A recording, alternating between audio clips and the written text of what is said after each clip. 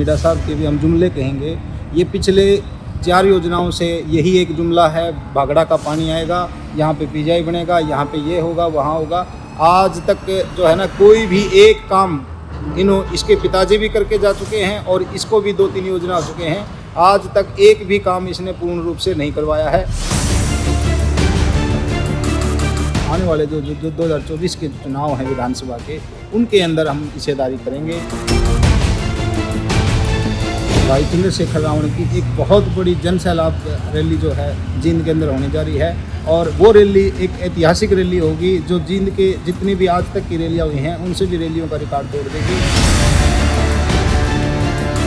जो गरीब जनता थी उसने अपना प्रतिनिधि चुना था, उसी हिसाब से इसको लात मार के गिराने का काम जल्द समय में आने वाले 2024 के चुनाव के अंदर ये आम जनता करने वाली है। ये आम जनता नहीं है, ये जज हैं, जज।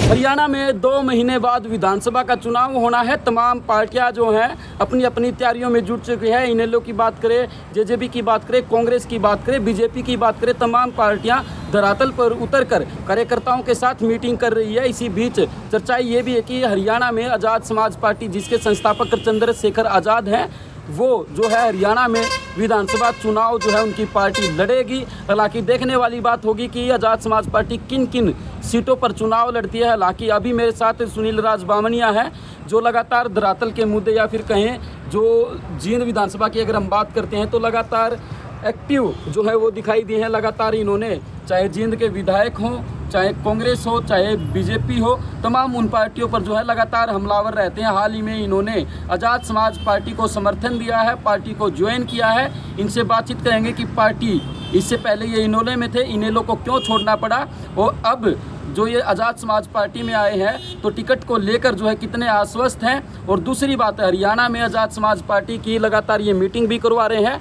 और आने वाले दिनों में चंद्रशेखर आज़ाद भी जींद आ सकते हैं।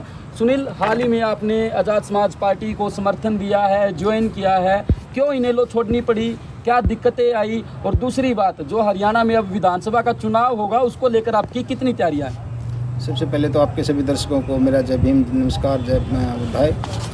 आज जो है ना इस हिंदुस्तान के अंदर, भारत देश के अंदर ऐसा माहौल पनप चुका है, एक ऐसा तानाशाह जो माहौल बन गया है जिसके खिलाफ में एक आम आदमी जो है आक्रोश के रूप में आज लड़ने को तैयार बैठा है। उसी कड़ी में हमने भी मतलब कमर कस ली है कि वे आने वाले जो 2024 के चुनाव हैं विधानसभा के, उनके अंदर हम हिस्सेदारी करेंगे। और इसी कड़ी में हमने भाई चंद्रशेखर रावण के कंधों को मजबूत करने के लिए उनकी जो आज़ाद समाज पार्टी का एक उन्होंने गठन किया था उसको ज्वाइन किया है और दिन प्रतिदिन हम नए नए साथियों के साथ में जुड़ रहे हैं। और जो पुरानी पार्टियों के अंदर एक ईमानदार और जो जुझारू कार्यकर्ता हैं उनसे भी हमारा जो है तालमेल चल रहा है। काफ़ी साथी जो हैं दूसरी पार्टियों को छोड़ करके आज आज़ाद समाज पार्टी के अंदर अपने आप को लाना चाहते हैं। और आप जल्द समय में देख लेना कि जींद की धरती से एक जो जो बड़े जो पदाधिकारी हैं अन्य पार्टियों के अंदर, वो उन पार्टियों को छोड़ करके आज़ाद समाज पार्टी को मजबूती देने के लिए आएंगे जल्दी से जल्दी। हरियाणा जींद की बात करें, हरियाणा का दिल माना जाता है, हालांकि रैलियों का गढ़ भी इसको माना जाता है। और साथ में कहा यह भी जाता है कि हरियाणा में अगर कोई नई पार्टी आती है तो वो अपनी शुरुआत जो है जींद ज़िले से करती है। आपने ज्वाइन कर लिया है, क्या मान सकते हैं कि हरियाणा में अगर आज़ाद समाज पार्टी एंट्री मारती है तो पहली रैली जींद में होगी? जल्द समय के अंदर, नेक्स्ट मंथ के अंदर, थोड़ा अभी गर्मी का जो है बहुत बुरा हाल है। आने वाले जुलाई अगस्त माह के अंदर भाई चंद्रशेखर रावण की एक बहुत बड़ी जन सैलाब रैली जो है जींद के अंदर होने जा रही है और वो रैली एक ऐतिहासिक रैली होगी जो जींद के जितनी भी आज तक की रैलियाँ हुई हैं उनसे भी रैलियों का रिकॉर्ड तोड़ देगी। और जींद से ही इस हरियाणा प्रदेश की राजनीति की शुरुआत होगी।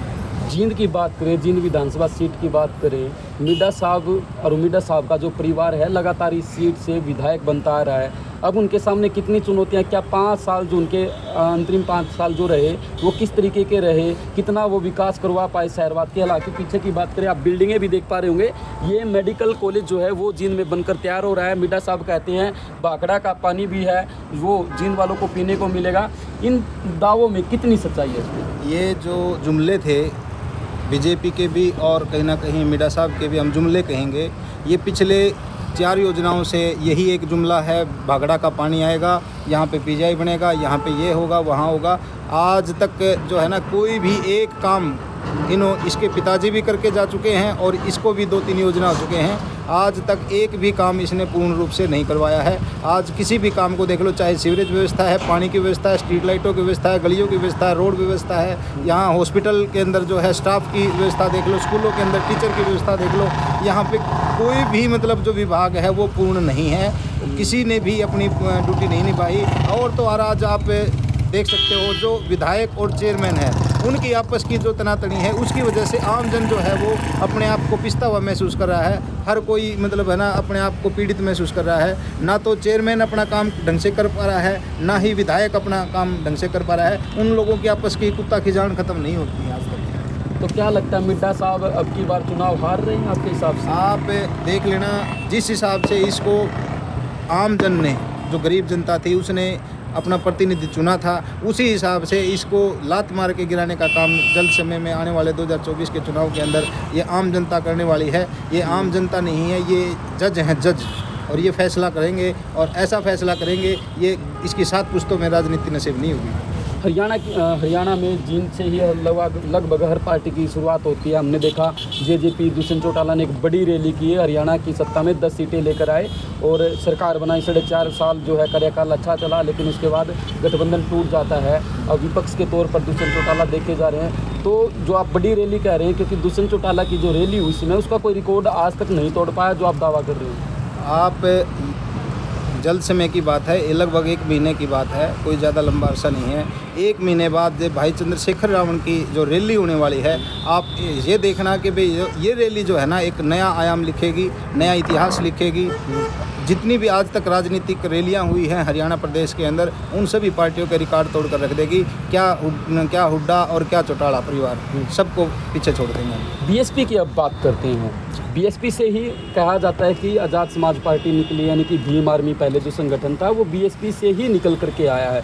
लेकिन हरियाणा में बीएसपी ने तो इनेलो के साथ गठबंधन कर लिया है और जो कांग्रेस है, कांग्रेस के जो प्रभारी हैं दीपक बावरिया, वो कहते हैं कि इनेलो और बीएसपी ये बीजेपी की बी टीम के तौर पर काम कर रही है। यूपी में भी बीएसपी ने बीजेपी की बी टीम के तौर पर काम किया। इन बातों से कितना सहमत आप? देखिए, मैं ये कहता हूँ, ये जो इनेलो का ले लो या आप बीएसपी पार्टी का ले लो, ये एक डूबता हुआ जहाज है। दोनों ने एक दूसरे को सहारा बनाने की कोशिश करी है, लेकिन ये दोनों ही एक दूसरे को ले डूबेंगे। बिल्कुल, ये मेरे साथ सुनील राज बामनिया थे, जिन्होंने हाल ही में आज़ाद समाज पार्टी का दामन थामा है और इनका कहना है कि अगले महीने जो है चंद्रशेखर आज़ाद हरियाणा में रैली करेंगे, यानी कि जींद वो धरती होगी जहां पर आज़ाद समाज पार्टी के जो संस्थापक हैं चंद्रशेखर आज़ाद, वो रैली करेंगे। और इनका कहना है कि हरियाणा में आज तक जितनी रैलियाँ हुई हैं उन सभी रैलियों का रिकॉर्ड जो है चंद्रशेखर आज़ाद जो है जींद आकर तोड़ देंगे। हालांकि देखने वाली बात होगी कि रैली में कितने लोग पहुंचेंगे, कितना समर्थन जो है आज़ाद समाज पार्टी को मिलेगा और कितनी सीटों पर जो है आज़ाद समाज पार्टी हरियाणा में चुनाव लड़ेगी। माई पंजाबी टीवी के लिए जींद से राजीव कुमार की रिपोर्ट।